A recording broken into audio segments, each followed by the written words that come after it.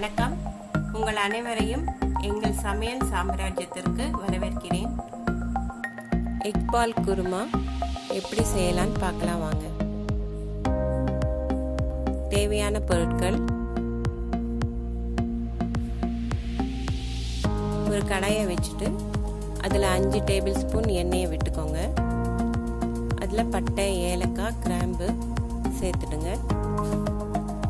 2 வெங்காயத்தை மிக்சியில் நல்லா அரைச்சி வச்சுருக்கேன். அதுவும் 2 பச்சை மிளகாவும் சேர்த்துக்கோங்க. இது நல்லா வதக்கிக்கோங்க. வெங்காயம் நல்லா ப்ரௌன் ஆகணும்.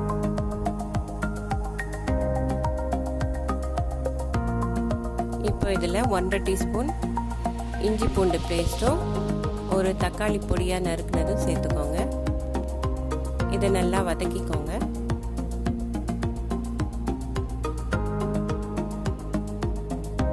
இது நல்லா வதங்கினதுக்கு அப்புறமா தேங்காய், உடைச்ச கடலை, முந்திரி, சோம்பு சேர்த்து அரைச்ச இந்த கலவையை இதில் ஊற்றிக்கோங்க.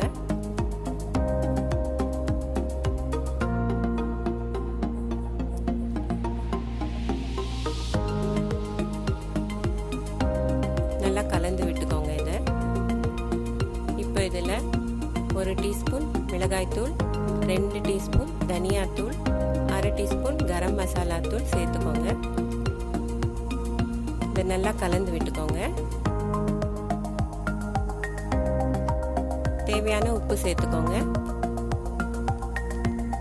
2 கப்பு தண்ணி ஊற்றிக்கோங்க. இதில்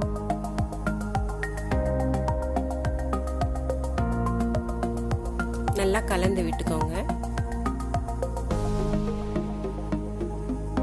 இப்போ இது நல்லா கொதிக்கணும்.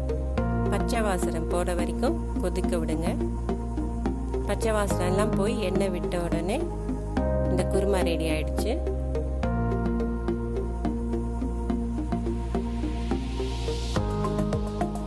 எக் பால் செய்யறதுக்கு 2 முட்டை எடுத்துக்கிட்டு அதில் உப்பும் மிளகுத்தூளும் போட்டு நல்லா அடிச்சுக்கோங்க.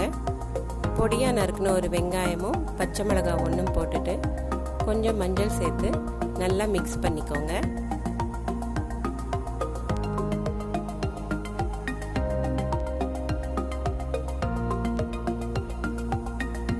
நல்லா கலந்ததுக்கு அப்புறமா பனியாரக்கல் அடுப்பில் வச்சுட்டு அதில் எல்லாத்துலேயும் எண்ணெய் ஊற்றிக்கிட்டு இந்த கலவையை எல்லாத்துலேயுமே ஃபில் பண்ணிக்கோங்க. ஒரு பக்கம் வெந்ததுக்கு அப்புறமா திருப்பி விட்டுக்கோங்க.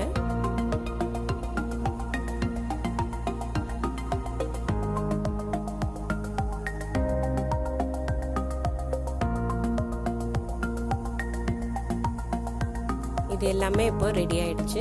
இப்போ எல்லா பாலையும் குருமால சேர்த்துடுங்க.